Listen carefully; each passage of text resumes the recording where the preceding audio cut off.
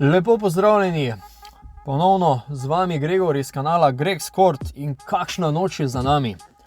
Odlična tekma med Dallasom in Denverjem, ki se na koncu razpletla v korist Dallasa, in pa izredna predstava Kristapsa Porzingisa. Da, prav ste slišali, ni šala, ni izmišljotina.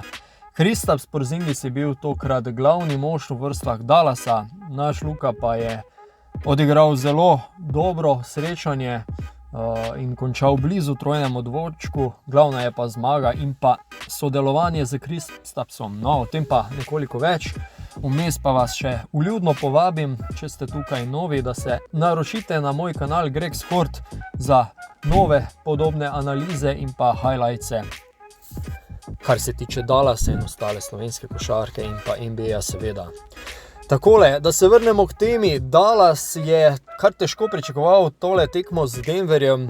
Šlo je namreč za neke vrste maščevanje za tist grd poraz pred nekaj srečanji, ko so na back-to-back tekmi za Dallas grdo izgubili varovanci Jasona Kidda, da tako rečem. Denver je takrat pokazal vso svojo moč, Dallas pa je po parketu divjal kot nebogljen otrok. Skratka, nič jim ni šlo, ravno nasprotno pa na sinočnji tekmi. Čeprav še sredi tretje četrtine ni kazalo na to, kajti razlika je vmes bila že okoli 10 in pa celo preko 10 točk za Denver, pa so vendarle na koncu strnili vrste pri Dallasu in tekmo dokaj varno pripravili do konca. Luka je sicer kar v redu začel tekmo, v prvi četrtini dosegal okoli 10 točk, imel nekaj skokov in tudi asistenc. Je pa se videlo, da skuša zelo razigrati svoje soigralce s različnimi podajami. Kristaps pa je že tukaj nakazal, da bi lahko to bil njegov večer, še bolj pa potem v nadaljevanju. Zares se je izkazal. Vzel si je mete iz razdalje in jih predvsem zadeval. Bil tudi nekoliko agresivnejši okoli obroča, zadeval tiste mete, ki so mu bili dani, da tako rečem. In res po dolgem času lahko rečem, da sem zelo, zelo zadovoljen z tem, kar sem videl na današnjem srečanju s strani Latvica. No? In točno to je tisto, kar si navijači Dallasa še kako želimo. Nekoga, ki bo zraven Luke agresiven in predvsem nevaren za nasprotnikov koš v sleherno tekmo. Da ni vsa odgovornost na plečih Luke, da se lahko nekoliko razbremeni in s tem bolj zaupa soigralcem, o čemer je tudi pred samim začetkom sezone pričal Jason Kidd, v želji seveda, da Slovenca razbremeni. Tudi ostali so dodali svoje, že standardno v tej sezoni Jason Brunson iz klopi, zadovoljiva predstava, tudi Tim Hardaway Jr. je dodal svoje. Skratka, niso se ustrašili, ko so zaostali v tretji četrtini, kljub temu, da je na drugi strani Nikola Jokić dokazal, čemu je zasluženo MVP lanske sezone. Fantastično je odigral na poziciji centra, nihče ga praktično ni mogel kriti. Na koncu, ob nekoliko strnjeni obrambi, je zgrešil nekaj metov iz bližine, kar je bila seveda voda na mlin Dallasa in tudi napram temu so na koncu naredili odločilno razliko. No? Tako da resnično to bomo ponovili še enkrat. Kristaps Porzingis velik jeziček na tehnisi. Kar pa še bolj veseli, tole ni bila muha enodnevnica. Kristaps v bistvu igra zadnje 3 tekme odlično in da bo le nadaljeval v tem stilu. Kaj pomeni odlično na zadnjih 3 srečanjih? Gole številke povedo. 27,7 točke in 10 skokov na zadnjih 3 srečanjih proti Chicagu, San Antoniju in Denverju. 55% met iz igre, 50% met izza črte za 3 točke in pa 90% met iz prostih metov. Skratka, to ali še celo nekoliko več, kot se je od Kristapsa pričakovalo, ko je bil za velike vsote denarja priparjan v moštvu Dallasa. Odlično.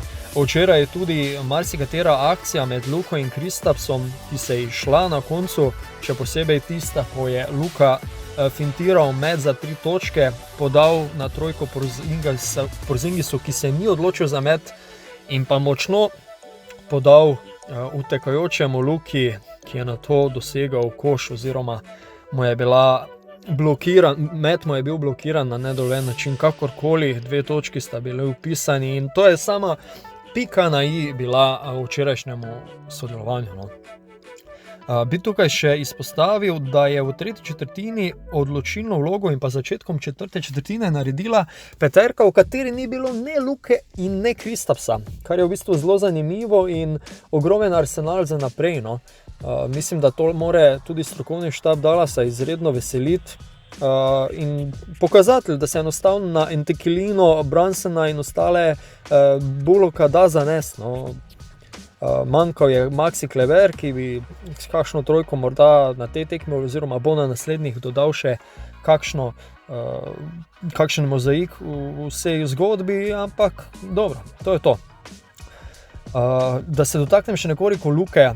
Ni še Luka v top formi, še vedno greši številne mete, tako z razdalje kot iz bližine. Znatno se pozna, da ni več enakega pravila pri dodeljevanju prostih metov, kot je bilo v prejšnjih sezonah, bistveno manj jih izvaja in tudi tukaj se potem nekoliko pozna na točkah. Bo pa še mogoče moral nekoliko dvigniti strelsko formo, ampak saj to smo v bistvu navajeni iz prejšnjih sezon. Luka vedno nekoliko pozno štarta, da se tako izrazim, lovi nekaj časa formo, po tistem vikendu NBA All-Star je pa ponavadi že tisti stari dobri Luka. Glavno pa je seveda, da glavno formo ujame do končnice, ko je to najbolj pomembno. In ko smo ravno pri končnici, mislim, da je letos resnično čas, da se naredi korak naprej. Vemo, ne bomo zdaj prehitevali, do končnice je še ogromna, komaj se je praktično začela sezona, pa vendar, če bi lahko Kristaps zdržal na takšnih obratih kot zadnje tekme, je to lahko le odlična popotnica. No. Kaj se dogaja drugje po ligi? Najbolj žalosti seveda odsotnost iz parketov, da tako rečem, Gorana Dragića pri Torontu. Zdaj neke govorice so okoli prestopa Gorana, da ga čuvajo, da se ne bi slučajno poškodoval in ga zato ne dajo v igro, dobesedno ga ne dajo v igro, sploh ne igra, razen pred zadnjo srečanje, ko je Van Vliet počival. No. Takrat je začel celo Goran v prvi postavi.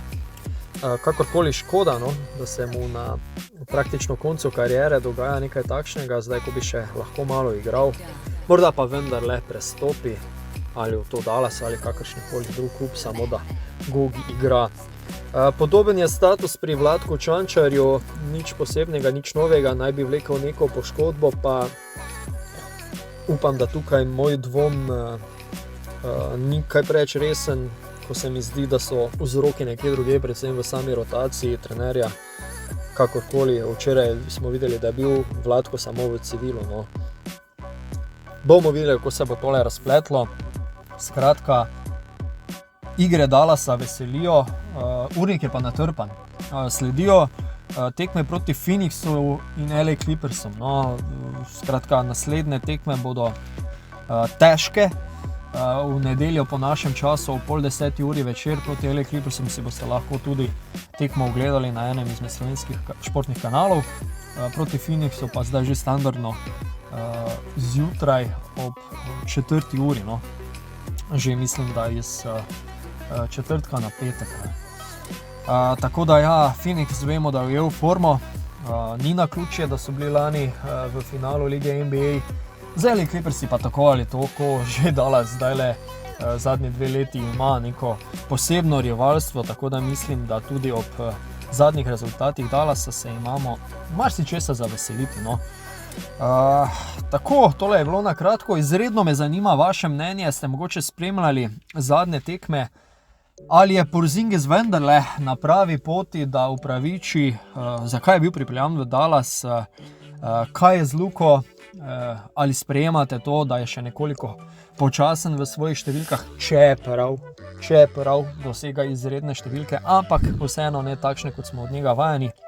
Ali ste mogoče že malo nervozni glede tega? Kako gledate vi na to? Kako gledate na same taktične zamisli Jasona Kidda kot novega trenerja, na situacijo z Goranom Dragićem? Vse to lepo vabljeni, da se razpišete spodaj v komentarjih. Še enkrat vas vljudno prosim, da se in vabim predvsem, da se naročite na moj kanal Greg Skort, da boste na tekočem z analizami podobnimi kot tale in pa vsemi highlightsi okoli Luke, Dallasa in ostale košarke. Hvala, da me spremljate, hvala, da ste poslušali tale in ostale analize.